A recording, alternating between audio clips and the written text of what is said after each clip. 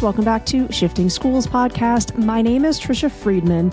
Jeff was unable to make this episode, and I know he's going to be jealous because on the show today, we are speaking with educator Maya Bialik, who is a 7th grade science teacher from Boston and the founder of QuestionWell AI. This episode is going to explore that tool and how teachers like you can make use of it. In the decades since earning her master's degree in mind, brain, and education from Harvard, Maya has worked directly with educators and jurisdictions around the world on many parts of the education system, from writing curriculum to evaluating programs, running professional development, facilitating seminars and workshops, designing new standards, conducting research, and publishing books and papers on both primary research and theoretical frameworks. It's a joy to be speaking with Maya in this conversation. I think by the end of it, you're going to be pretty excited to tinker with QuestionWell. So please know that links are over there in the show notes for you to find that free tool, as well as to learn more about Maya herself. I do want to leave you a reminder that all month long, if you, listener, are the first to leave us a review on Apple or Spotify podcasts, we are granting that first person from the state or country this month a free access to our all access AI pathway. You can learn more about that over on Shifting Schools. So that's our little way of saying thank you to those of you who have taken the time to leave us a review. If you've got questions about that learning pathway or about our upcoming 3-week AI PLC group that kicks off this January. Again, you can learn more at shiftingschools.com or by leaving Jeff and I a message. You can write to us at info@shiftingschools.com. Again, our email address will be over there in the show notes. Now, please welcome to the show, Maya.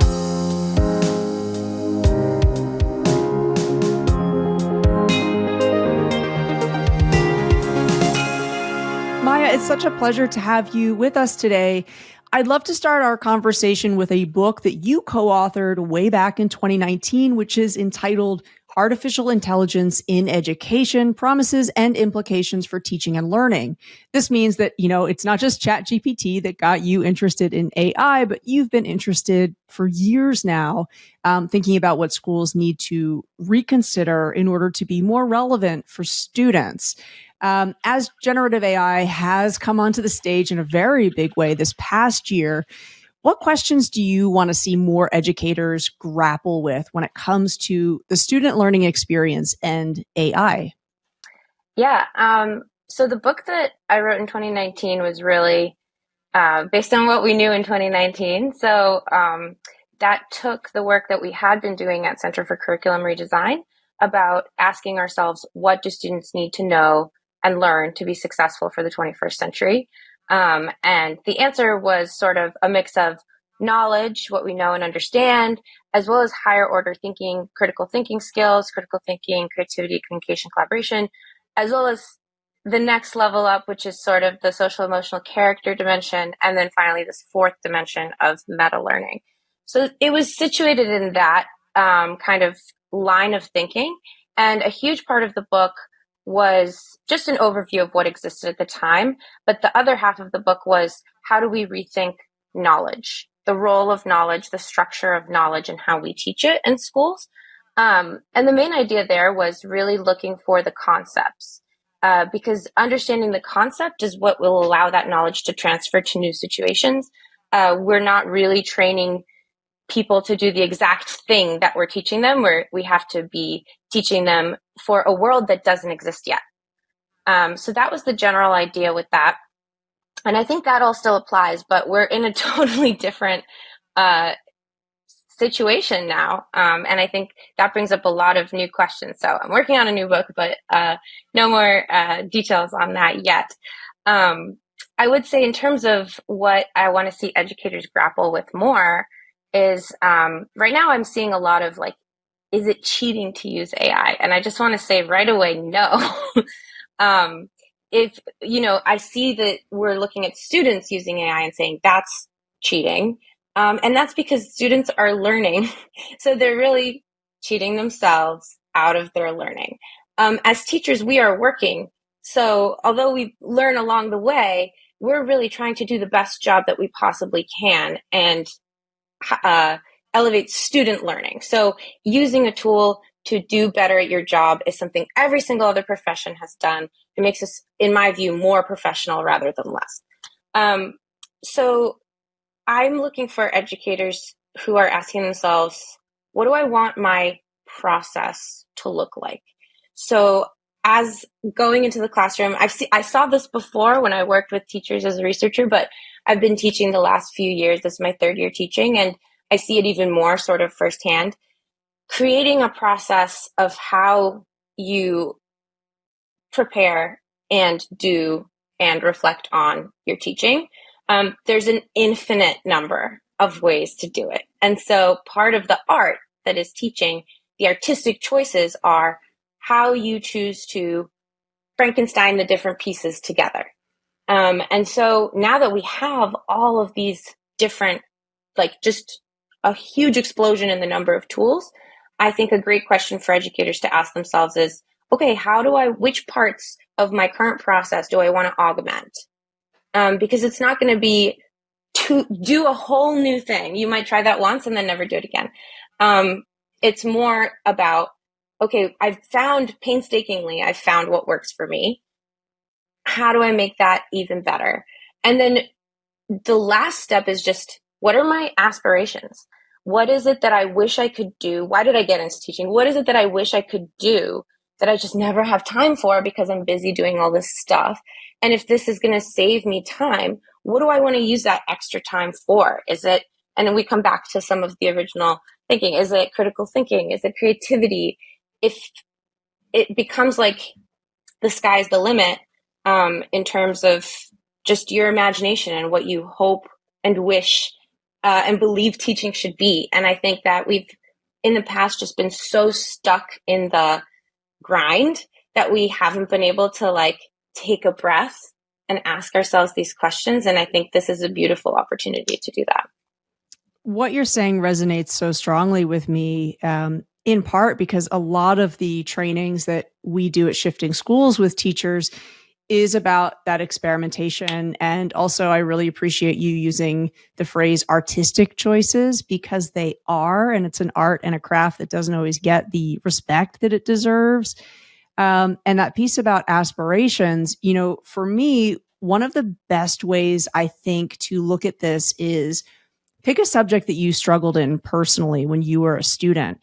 For me, math was always really hard. So even a task that's as simple, and this is inspired by, there's a great Wired YouTube playlist called 5 Levels, where they have an expert, they take a complex concept and they break it down, kindergarten level, 5th grade level, high school level, graduate expert, to see how, what's the difference between understanding as you go up that ladder. And so I might take something like a fractal, break down a fractal at the 1st grade level, jump up a few grade levels. And then the other thing I've been playing around with is inviting something like ChatGPT. Can you also explain to a dog what a fractal is? And then that got me thinking more creatively. Can you explain to an antique chair what a fractal is? And so the examples are really interesting and creative. And for me, like, I always loved language arts, and that gets me really curious about fractals, right? So I'm thinking, if I could have gone back in time and had access to, not every teacher is going to be able to give all that personalized support to every single student. Now we have some of those tools that actually it's pretty quick and easy to, in the examples that I gave, what I'll also invite teachers to do is not just explain the concept to a 3rd grade student who loves The Legend of Zelda. So it kind of incorporates that.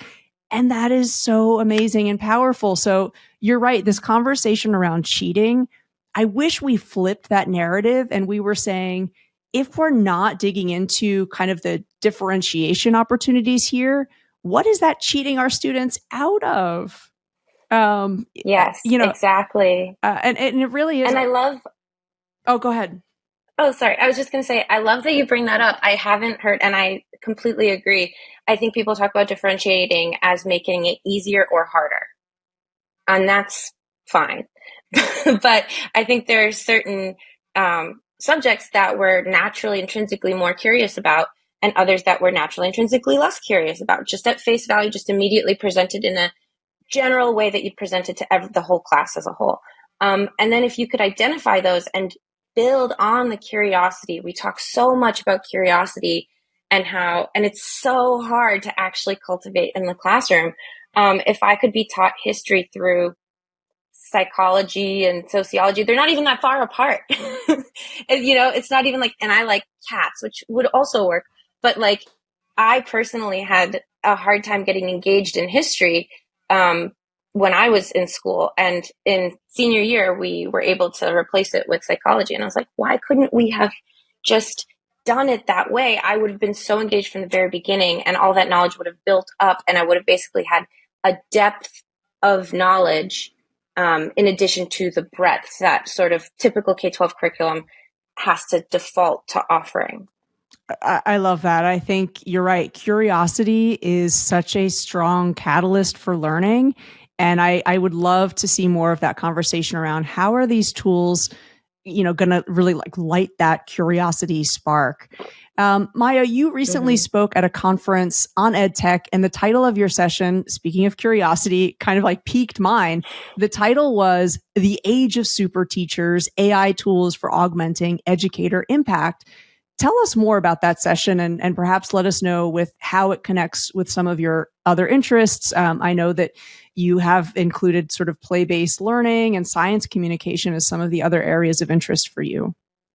Yeah, that was a very fun session. I was on a panel with the founder of TeachFX and the founder of Noodle Factory. And I was there sort of as the founder of QuestionWell AI, which is an AI tool for teachers that my husband and I created based on my personal needs as a teacher that has since been taken up by other teachers that had similar needs. But we all basically reflected on our visions for how AI can transform teaching. And it was actually, we just kept sort of being very surprised at just how aligned those visions were. And it's pretty related to the conversation we were already just starting to have. But I think the way in which it connects to some of these ideas from education that you wouldn't necessarily immediately connect it to. So it's a technology. Naturally, you'd connect it to technology. But in some ways, it can bring us back to the less technological teaching tools and technologies. So a discussion that can be extremely augmented. And basically, if the tech is taking care of the tech, now you and I can take care of the people processes. The other way I think I'm very interested in what AI can help with is creating low stakes environments. In some ways, the high stakes environments in schools, not putting aside standardized testing, just within the school, has to do with the fact that it takes so much resources to create the materials. And if it takes basically rounding down to zero resources, or just very few, or 10 times less resources to create these materials, we can actually just have lower stakes learning everywhere. And my background is in neuroscience, applying that to education. And that is just very, very clear based on the research that when you are more nervous, your thinking narrows, your fight or flight, your cortisol levels go up. It becomes much harder to think and learn. And so creating low stakes environments is absolutely crucial to learning. Learning in a high stakes environment, you're kind of learning despite the high stakes. So, for example, like with QuestionWell AI, one of the main ways that I use it is the way it works is you put in a reading or a URL or a video or whatever, and the AI writes questions for you. And you can then export those questions to Canvas, to Kahoot, to quizzes, to like 15 other things. And so the way I love using that is just creating an infinite amount of practice questions. And so even for tests, I will say, okay, you get 2 retakes. You get your first try, and then you get 2 more tries, and you can study in between them. And so this comes from when I first started teaching, and one of my main surprises going into the classroom, coming from research, was the way that testing absolutely warps learning immediately. Like any glimmer of evaluation completely sort of takes over any learning that would have been happening. So I'll never forget my first day or so. I taught something. I gave them 2 questions just to check their understanding. And as they were walking out, a student said, "Don't tell my mom I'm failing science." And I was like, literally, what are you talking about? And he was like, "Well, our only grade so far is these 2 questions that you gave. And I got 1 right and I got 1 wrong. That's 50%. And that's failing." And I was like, "Oh no, no, no." And the poor student was like, "Wait, but 1 out of 2 is 50%, right?" And I'm like, "Yes, but no."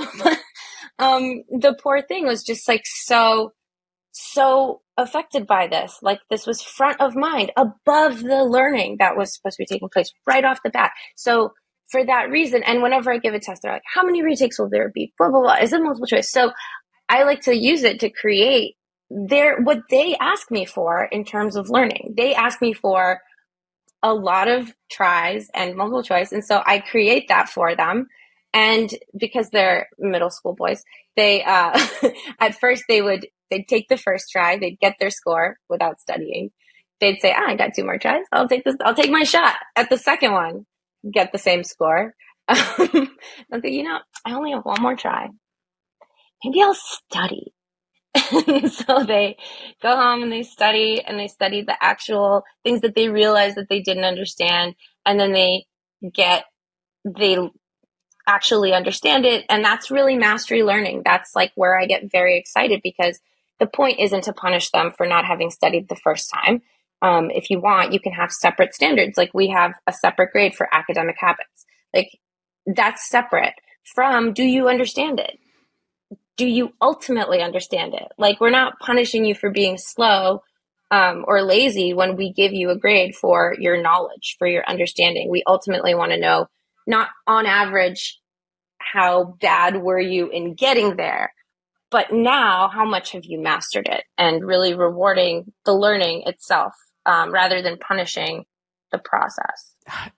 And it's fascinating to me. One more thing. Let's see. Yeah, go ahead. Well, I was just going to mention, No, you go. It's interesting you mentioned in that anecdote about that student, how many students already, not by an old age, but by an early age, have already, kind of as sponges absorbed this message about assessment that, like, we're trying to catch you, or it's punitive. And I love what you said about, we actually want you to feel engaged in the learning and supported in the learning.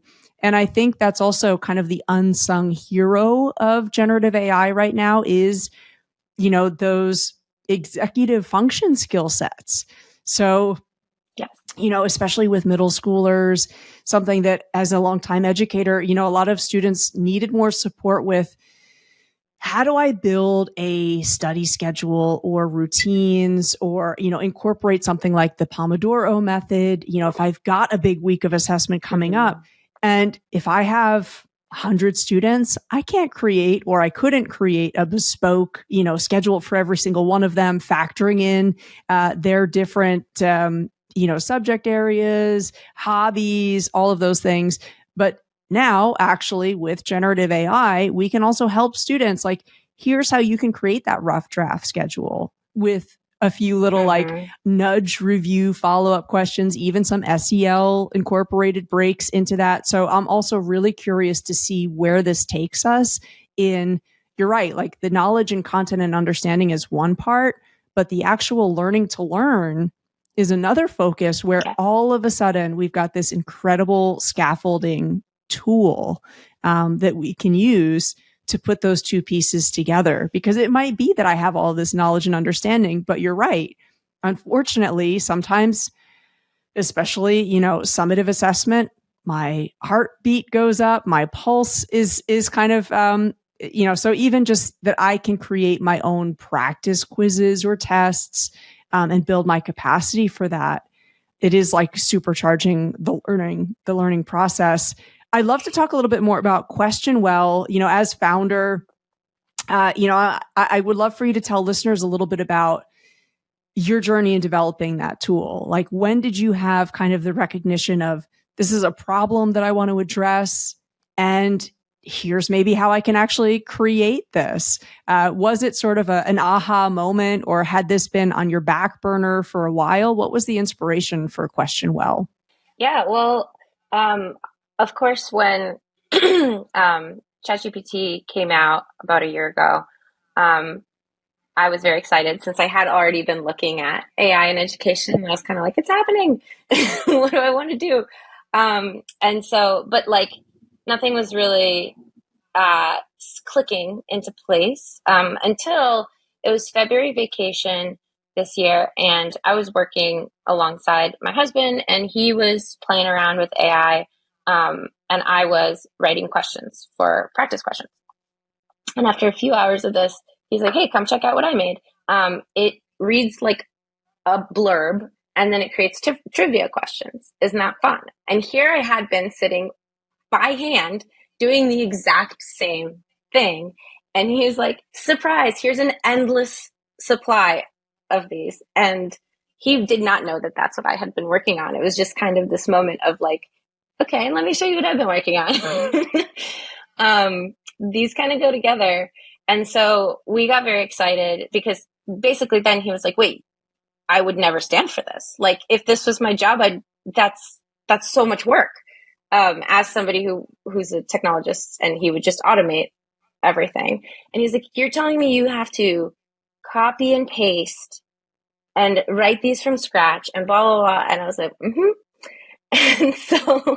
And so together, that's where we came up with this idea. And I really, as you might guess, like enjoy playing around with different tools. So I had tried quizzes, Kahoot, every single one of these. And so it was pretty easy to make it export to every single one of them, because based on the day, I would kind of have a different feeling of which one I wanted to use. Um, and so we kind of made a working prototype pretty quickly, and then pretty quickly we opened it up to people, and just mostly through people on TikTok, honestly, who were excited about sharing how they were using it. It kind of gained steam, and that's where we are now, just kind of steadily growing. So that's been really, really fun. I love collaboration, so that's been fun to do with my husband, and I've really enjoyed sort of seeing where it goes and applying both my expertises. So on the one hand, my teaching experience, which without it, I never would have gone down this exact path. I think I would have maybe been more like higher level, hear all the possibilities. But as a teacher, I was like, this is a problem I need to solve now for tomorrow.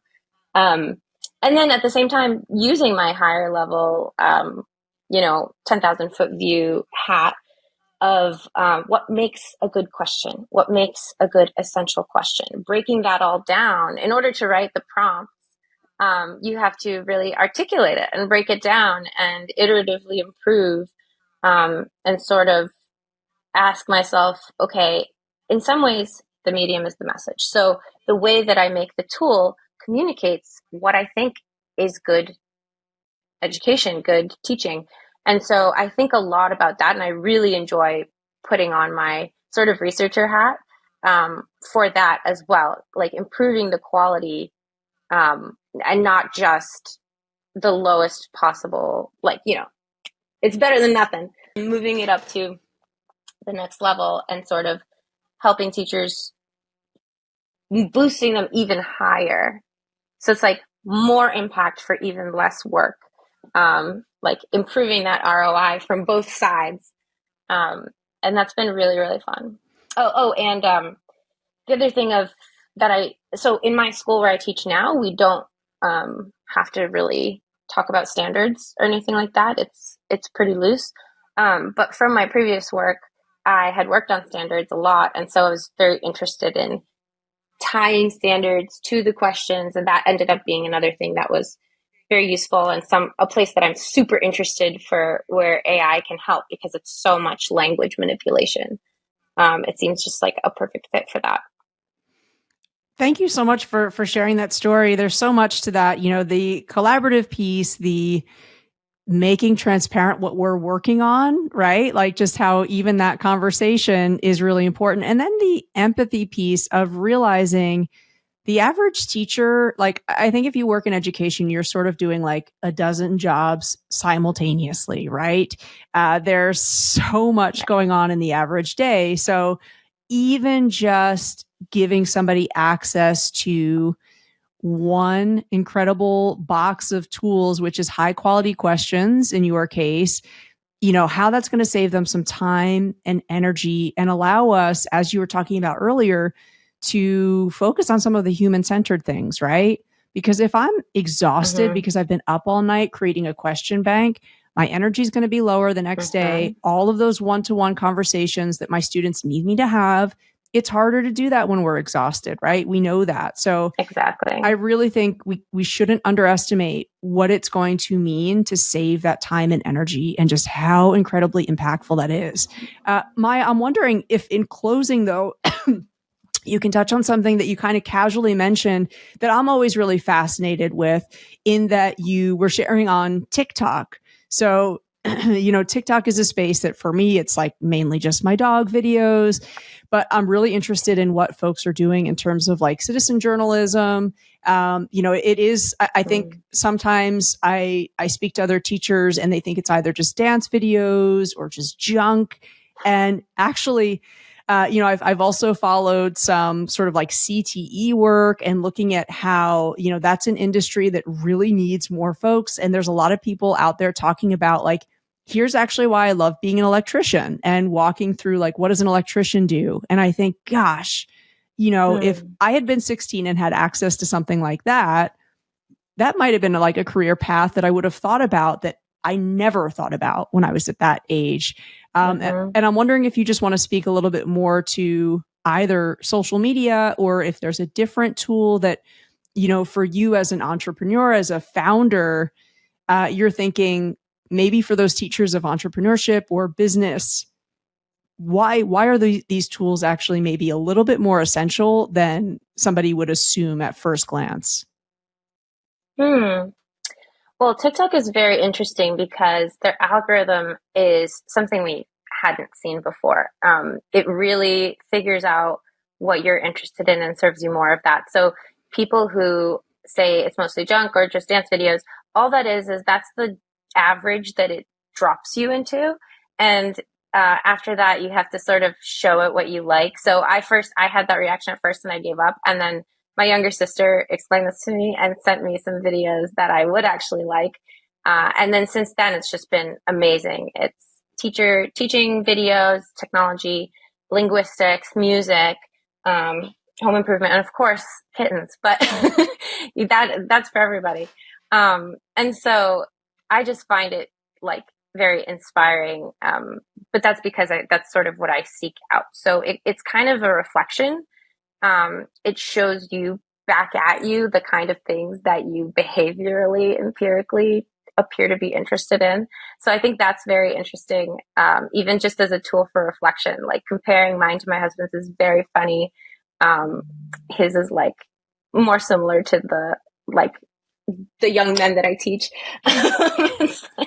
And even right away, his was like, this is the cockpit of a plane. And I'm like, that's very cool. They're just so different. And his are all very short and mine are all very long. Um, so it's a tool for reflection. And then it's also like connecting you to those exact people that are interested in your exact thing. So there's a lot of like niche, um, like double niche, triple niche, like you're interested in these three specific things. And here are all the people interested in all three of those things. So it can really connect you to your audience in a way and your like user base. And so in that way, it can also help spread messages faster. You do have to sort of know how to use it, and I do not. So I've been very lucky that other teacher influencers and just teacher talk as a whole has been I mean, the kinds of people making these videos tend to be the kinds of people that are open to new experiences. And so they're really like expanding our thinking. And then as a group, our thinking evolves together. And so I've been very lucky that they kind of pointed out QuestionWell pretty early on and got that message out. And that was really like, I didn't do anything to make that happen, which was really, really lovely. And then since then, people are aware and they reach out and say, I'm running a PD on QuestionWell. And so that's been really, really helpful in getting the word out. And I think it's just having that insight on what the audience actually is interested in, actually wants, actually needs. That's the main thing. Like, it's not really about marketing something that nobody wants or marketing something that this audience doesn't want.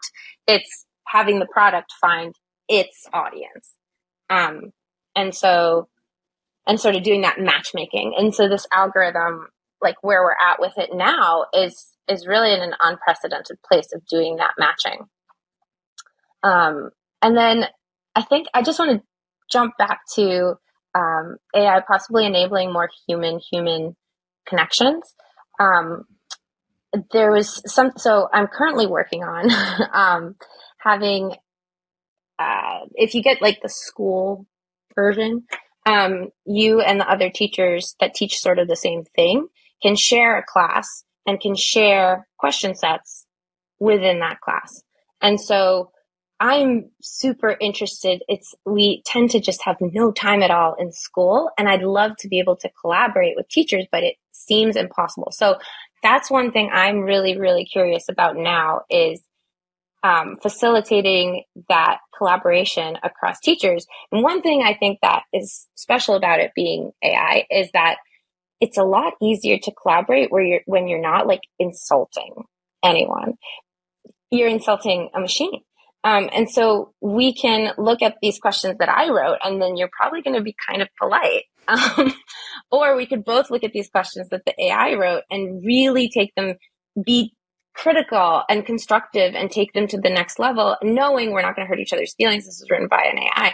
And so this is another example of the technology actually making our human connection more human. And it's also another sort of making something that's kind of feels high stakes feeling more low stakes. And it even happened with my students. So at one point I came in, I was like all ready to do this lab. I'm a science teacher. And I was like, great, where are the materials? I left them here. They were thrown out by accident over the summer. And that is what I planned for the day. So I quickly took a YouTube video, put it into QuestionWell, and I showed the students. I was like, guys, these questions are going to be made by AI. Like, let's evaluate them together if they're any good or not. So we watched the video, and I was like, what do you want to do? Book it? And they're like, yeah. So I quickly made up Look It. And then it was really fun, the sort of dynamic of teacher-student power dynamic, difficult, sort of frustrating, tense, like at times in ways relationship completely flipped. And it was us together against the AI in a way. So they would say, wait a minute, this isn't exactly right. Like 2 of those answers are correct. And I'd be like, yeah, hey. And so like we could together critique it, rather than like, if they find a mistake in my work, they have to really carefully be like, excuse me, here's a mistake. And I'm like, yes, you're right. And, it's like this power dynamic rather than like together exploring the material, checking our understanding, and especially checking our understanding against a flawed process, has been really fun because you kind of feel like, yeah, we're right and it's wrong. And the thing that's wrong doesn't actually take offense of being wrong. So that was a really fun dynamic as well. You pointed out something that I had not even thought about before. And yes, like the great value of having a rough draft partner with no feelings or sensitivities has shown up in many of the conversations that I've had. I'm a big basketball fan. And so something that I've been really enjoying doing with ChatGPT is, if it's a unit or a topic, what I'll ask is for ChatGPT to generate a March Madness style bracket of like core concepts, match them up based on this, and then also predict the winners. And it's a great, again, getting back to how this is really good for conversation, the stuff that students love, that we love. It's the human aspect of education. When we've been kind of debriefing who it determined as the winners, if we had done that rough draft, it would have been more difficult to really get in there and give the hard critique. But because it's like, this is our emotionless rough draft partner, we could really get in there and have that hot debate. And yes, like it's no offense. It's just sort of, it like removes that initial barrier. And I had never thought about that value before. So thank you so much for pointing that out. Maya, I know that there will be listeners who are curious about QuestionWell, how they can explore it. So somebody who's listening and is thinking, okay, trying new tools is always, as you said, like sometimes that feels high stakes. For somebody who is going to take the plunge and try out your tool, what would you recommend to somebody completely new to QuestionWell? Like, can you just kind of walk them through that experience of getting started and what that experience should look and could feel like? Yeah, absolutely. So I would think that it would come about when you have some questions that you're trying to prepare, whether it's for a test or practice questions or discussion questions. You're working on something. I think it works best to demonstrate when you actually have like a real goal. And like the example that's already in there filled in for you is what I was genuinely working on over February break. And so having that real example that's helpful to you will help you evaluate whether it's creating something that you would find useful. And then you would go in and there's a few different things you can do. You can paste in a reading. You can get that from Newsella. You can get it from an article you were going to have them read, a textbook, anything you want. And that context will really help the AI to write questions that are relevant to what you want. You can also just paste in a URL and it will pull out the reading, or YouTube video, as long as it has captions, will pull out the captions. And so basically giving that context, or you can also, in the paid version, you can upload some documents, but the context is really important. And it's interesting because it's a little bit more work for you to find this context, but the outcome becomes, rather than just typing in a topic and hitting go, but the outcome becomes actually helpful to you and what you specifically are trying to accomplish. And then if you are working in a school with standards that you have to cover, or you just have learning outcomes for whatever reason that you would love for this to cover, definitely make sure to write those in, because that helps the AI, again, write questions that are really going to be helpful to you and not just questions on the topic in general. And so once you put that in, you can also do different languages. So if you're a language teacher, you are in a different country, anything like that, that's a quick drop down. And just maybe today we're going to add reading levels. So if it's generating a text, or if you are giving it a text, you can change the reading level right there. Hopefully today. That might be a little imperfect for a little while. But then you hit generate, and then there's an adorable animation of a robot. That was my giant contribution since I don't know how to code.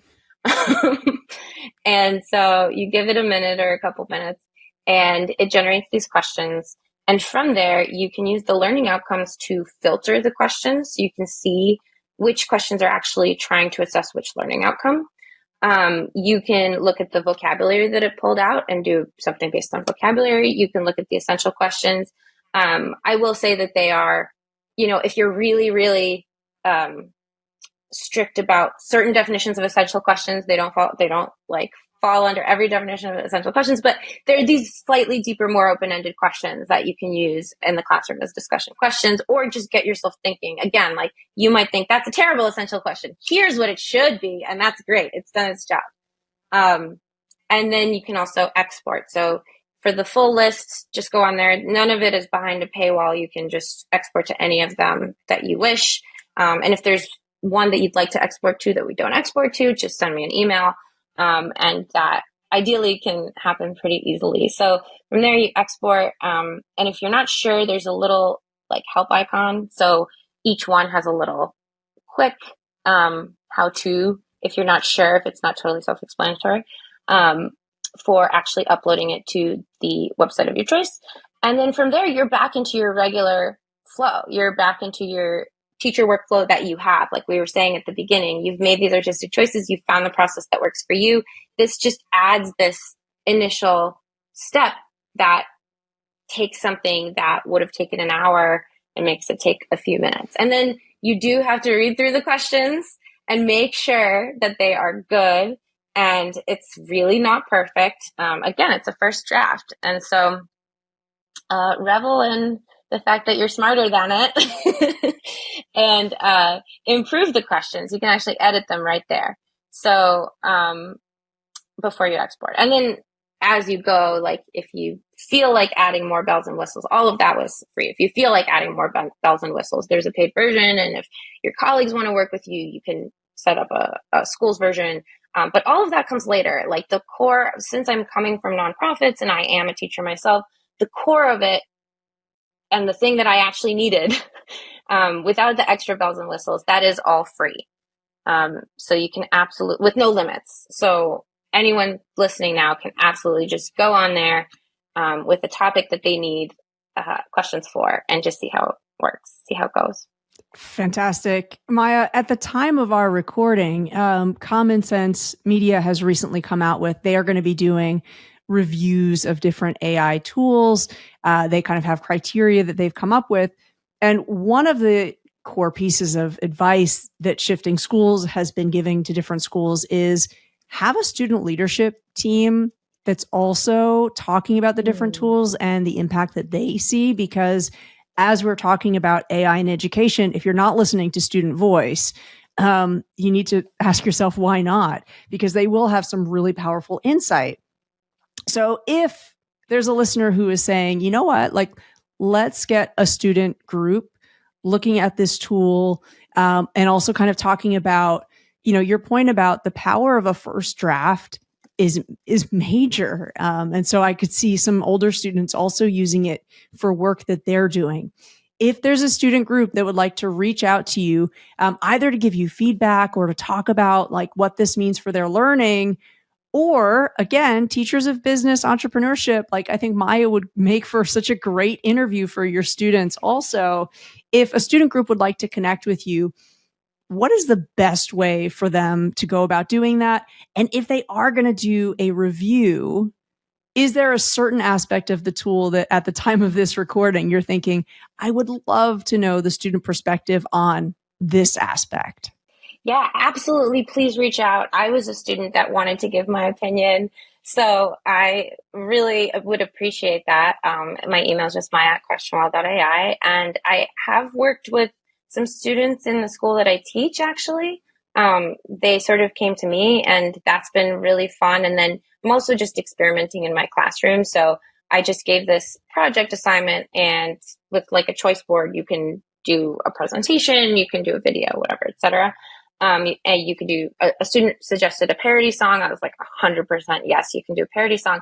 But then another student was like, I actually also wanted to do a parody song, but I don't feel comfortable singing. Can I use AI to sing for me? And I was like, yes, absolutely. And I had another student ask another AI question. And I was like, okay, we're updating the project. Here are the rules for using AI. You absolutely can use AI. The rules are, one, you can't use it for every part of the project. Pick and choose which parts you're going to do and which parts the AI is going to do. Because of course you learn by doing. So any part the AI is doing for you, you're not learning. And that's not the end of the world. You don't have to get bogged down in learning how to do graphic design. If you want to spend your energy figuring out the higher level concept and the deeper empathy and creativity. So use it for just one, not the whole thing, one part. Disclose how you've used it. So the prompt, what it gave you, why you changed it, which parts it did, which parts you did, and so on. And then the third part is, I will be holding your project to a higher standard. So if it took another student 10 hours because they chose not to use AI, and that's fine, I will be grading the project accordingly. And if you used AI for this part, I'll be holding you to a higher standard, which is great. Like both are valid options. It just depends on what you want to be learning based using this project. Like a project is so open-ended. You could learn so many different things. To your point earlier about executive function, you're definitely learning executive function. And or you could use AI to help with the executive function portion. So every part is sort of a choice. Do you want to be learning this right now, or do you want help with that and to be learning a different thing? If you get help with everything, then you're not learning anything. But if you want help with pieces so that you can deeper and better and more calmly learn the other pieces, I think that that's super valid, especially with that reflection piece on top of that. So I would love to hear from students, to speak to students. Please reach out if you're even a little curious. Yeah. Great. Well, we'll be sure again to have a link to QuestionWell. We'll also have your contact information over the show notes. Looking forward to continuing to see what you do with QuestionWell. Maya, thank you so much for coming on the show to talk about the opportunities and a few ways to consider embedding AI in the classroom. We really appreciate your time today. Thank you.